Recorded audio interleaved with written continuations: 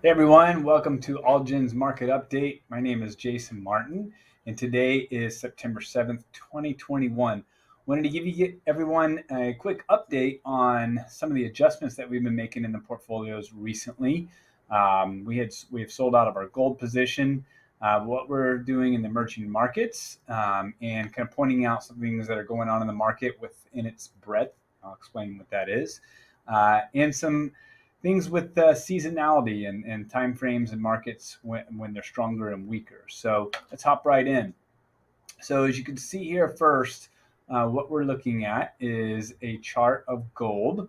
And we have, this goes back to 2012. It peaked out actually in 2011 and downtrended for a long period of time. In 2019, gold broke out of that long-term downtrend that it was in for about 5-6 years. And we acquired our first position in gold in this most recent time, right around the in 2019, where this green arrow is. And so gold had a nice run after that. It went up in anticipation of a slower global economy and a weakening dollar, which leads to inflation a lot of times. So gold performs really well coming from a low inflationary environment going into a higher inflationary environment. And you can see it had a nice run. Well, things started to change in kind of midpoint last year. Gold peaked and started to decline. The reason for that, we believe, is that gold is typically more of a safe haven type of precious metal. So it tends to do better in a more volatile economy. And at that time, while the economy was still volatile, it was looking like things were going to start to improve because around the end of last year, you had the efficacy of the vaccines coming out that were showing that they were highly effective.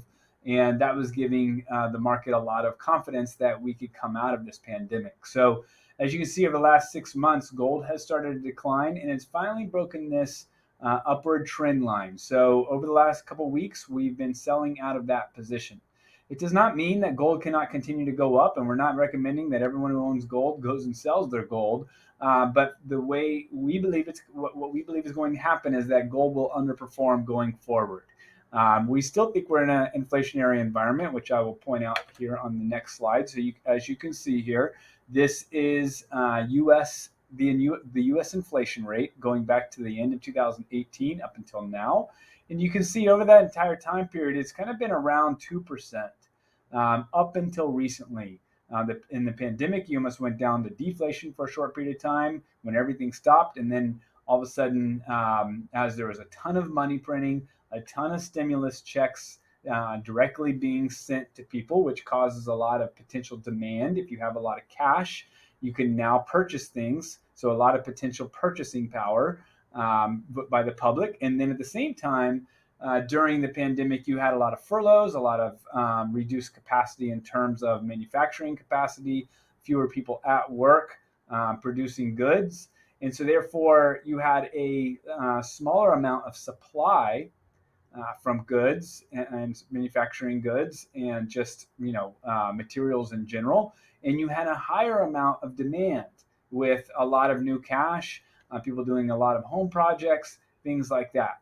And so when you have high demand of potential purchasers and low supply, simple economics would state that prices would go up, and they did. And so you can see in kind of July, we hit a peak of inflation at 5.39%, and then the most recent recording in August was 5.37%. So it has actually started to kind of turn over and top out. And we believe inflation is topping out right here.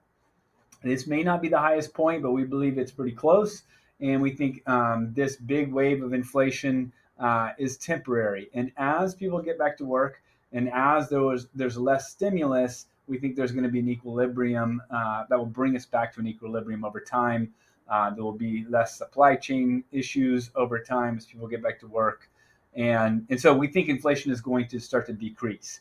So in that scenario, we thought it was a good idea to get out of gold. I've referenced this next chart a few times this year, and it's just such a good chart to point out in that the beginning of the year, we were in a low and rising inflation rate. You basically have four quadrants here. You have low and rising inflation on the bottom left, low and falling inflation on the bottom right. Then you have high and rising inflation on the top left, and then high and falling inflation on the top right. So we started the year off in low inflation with rising inflation. Then we went into high inflation with rising inflation. And now I believe we're transitioning into high inflation and falling inflation. And as you can see, gold does really well in a low inflation, rising inflation environment. It starts to slow down in a high and rising inflation environment. And then once you get into a high and falling inflation, it underperforms. So therefore, we believe that it's not going to be a good hold to hold gold anymore, and so we want to put that money to work in better areas.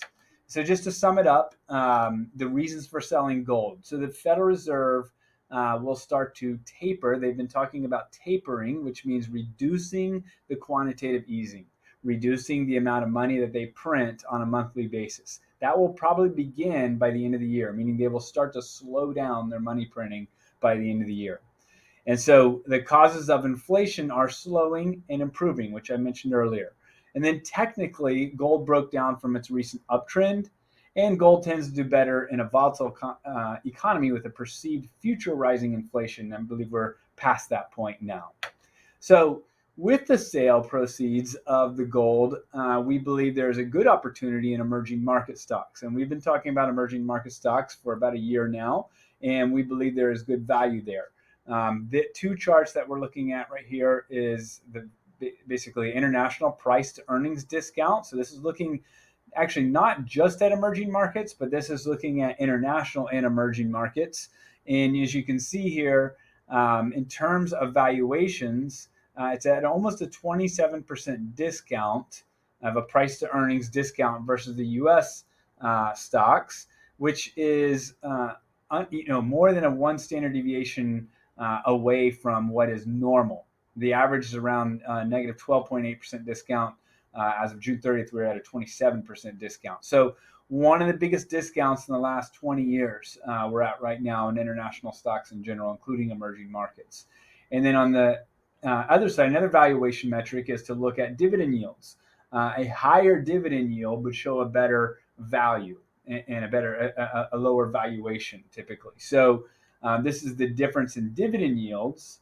Normally the difference is about 1.1%. Right now we're at 1.3%, which is getting close to a 20-year high as well. So two different metrics. There's others out there that exist as well, but two metrics show that there is definitely a discount that foreign stocks, specifically emerging market stocks, are trading at a discount to U.S. stocks.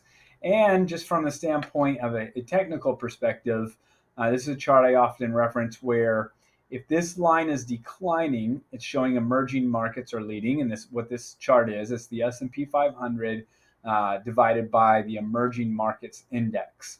So if this line is declining, emerging markets are leading. And that was the case really from 1999 all the way to about 2011. And then from 2011 to 2021, you can see U.S. stocks were leading. And you can see also in the late 90s, U.S. stocks were really strong during that time. But over time, you kind of go back and forth between emerging markets leading and U.S. stocks leading. And the highest point that we got in the last almost 30 years was up here in this two red lines where we were back in late 90s or early 2000s.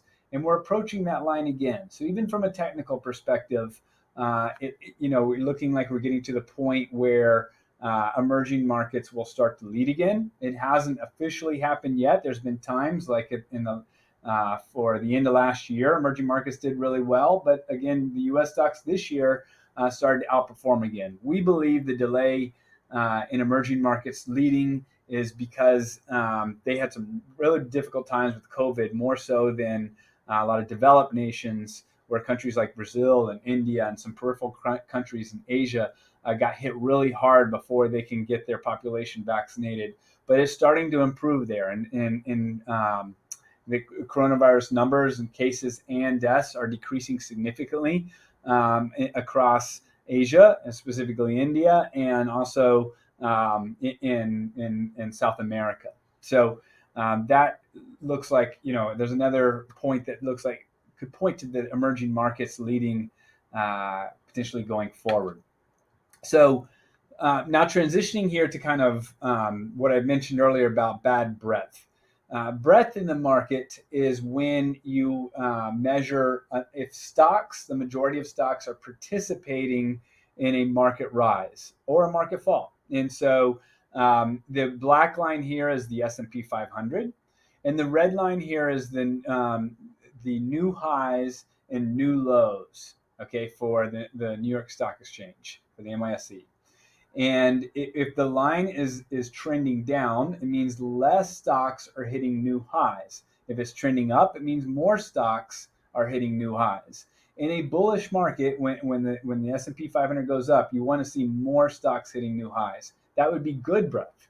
But as you can see, back in 2018, going into the fourth quarter, actually, of 2018, you had U.S. stocks going up, but you had new highs, new lows hitting or trending down. That is considered a negative divergence. And then the market ended up falling afterwards. It pulled back almost 20%.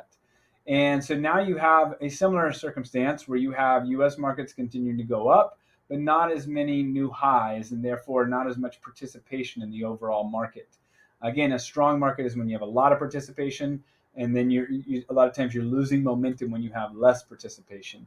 So I'm not saying the market's going to crash or it's going to have any big fall. All I'm saying is that the strength of this upward move is starting to decrease, which increases the odds of there potentially being a pullback. So along those lines, looking at seasonality, we're looking at times of year that the market tends to be weaker. And so you have kind of multiple 2-month periods, months starting like beginning of December through the end of January, and so on here.